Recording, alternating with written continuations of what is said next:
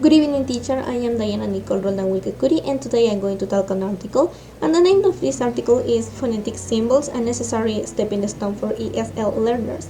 This article is contextualized in Hong Kong and talks about the different issues and difficulties that learners have when they have to learn the pronunciation of English.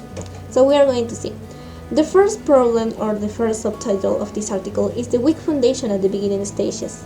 Of course, in Hong Kong, English is an official language and it is everywhere. But what happened is that students learn from memorizing and from recovering the sounds that they know from Chinese, and they try to apply this knowledge to learn the English pronunciation. And obviously, this is a problem because it is not the ideal way to learn. Another issue is that teachers are not prepared to teach phonetics in general. They don't have a formation or preparation to do it. So in the second subtitle, we see the hindering effects of this limited knowledge of pronunciation. The first one is that, of course, if they don't have a good pronunciation, they are not going to be able to develop a standard pronunciation. So when they go outside of their country, they are going to have misunderstandings when they have to communicate with other people. Also, since they are using the Chinese linguistic system, they are going to have confusion between the morphology and syntax in English, because evidently it is not the same Chinese and English. Then another effect is that when they face a new word, they may know the meaning of this word, but they don't know how to pronounce it. And we can assume that if Cantonese has a lot or more sounds than English, evidently it is going to be easier for them to learn English. But it is not the case, because in Cantonese their sounds are very sensitive, and Cantonese people try to imitate the sound, but at the end they are not able to produce it. So we're going to see some solutions for these problems.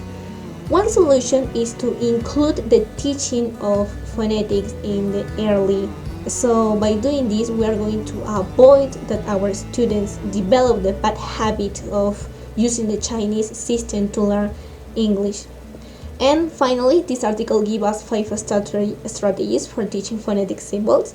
The first one is to try to use the symbols or the sounds, the phonemes that our students already know, and going step by step into the more difficult sounds. So the second strategy is to focus on the difficulty on the most difficult sounds or phonemes. Then we have to try to make a list of the words or the letters that may have the same sound. For example, when we found a word that has the letter E and A, it is most commonly or most popular that this may sound like E, as in team and peak. Then another strategy is to make students practice these phonetics, but in a communicative approach. And finally, challenge our students to do more of these activities, to find new letters that may have the same sound or may not have the same sound. Finally, I would like to give my own reflection of this topic.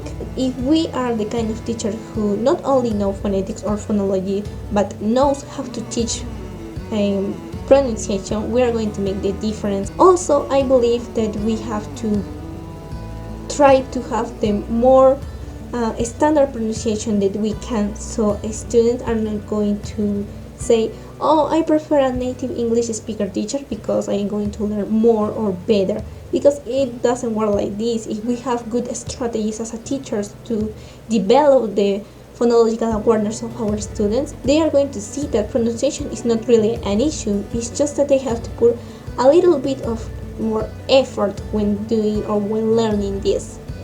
Also, I believe that in early stages of the learning, we have to explain learners that why Spanish has a perfectly phoneme-grapheme correspondence and why English doesn't. Why this happened? What is IPA? What are these grapheme phonemes? Because if we teach and we explain why this happened, they are not going to have fear, or they are not going to be ashamed learning English or to produce the language. And finally, I believe that we as a teacher have to focus on the phonological awareness.